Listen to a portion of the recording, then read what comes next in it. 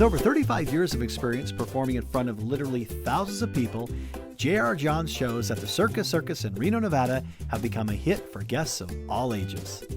With his sidekick, Noah Ballard, J.R. performs in a variety of different shows in the Midway, which is located right in the center of the arcade.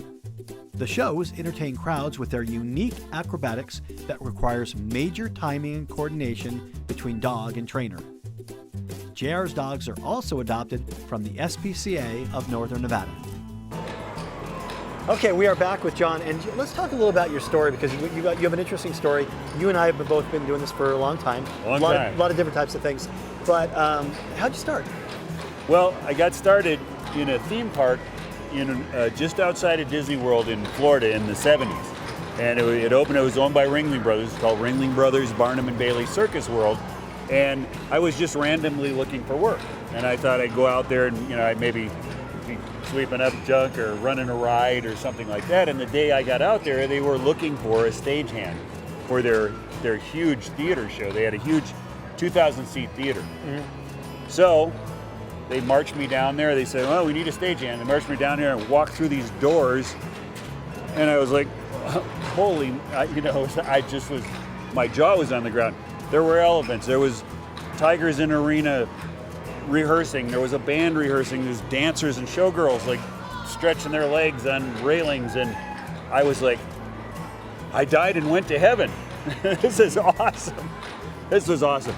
So I got in there, and it really was within the first week I was in there working that I knew what I wanted to do. I wanted to be a performer. Mm-hmm. And so I just worked at it. I worked at it and developed it in a family. They were actually very renowned in the 60s and the 70s for their dog act. They were from Ireland. They were called the Stevensons.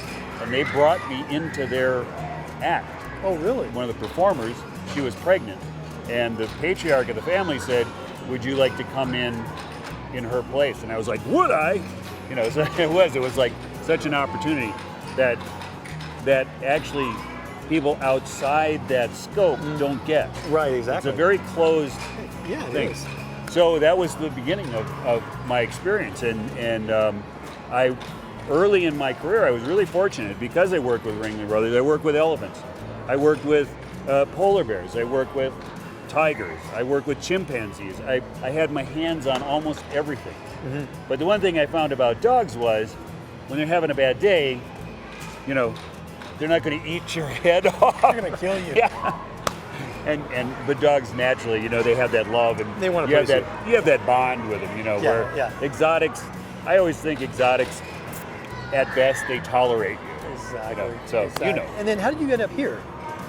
I ended up here as a result of their family, the family that I was with at the time. They had a connection to here because they had worked for Circus Circus in the early 70s. Mm-hmm. And I was performing with them down in Mexico, and they got a call from an agent saying here. And as time went, they split off and retired and went different directions, and I took over and started developing my own thing from that. Right. And I really worked on developing so many different aspects of it. Yeah, because your timing, and when I watch the show, the timing is just so great. And I've watched a lot of shows now, a lot of your shows, and you have a lot of different types of shows. But the timing is always, everything is always just like clockwork. Well, thank you. Thank you. It's something that I'm quite proud of.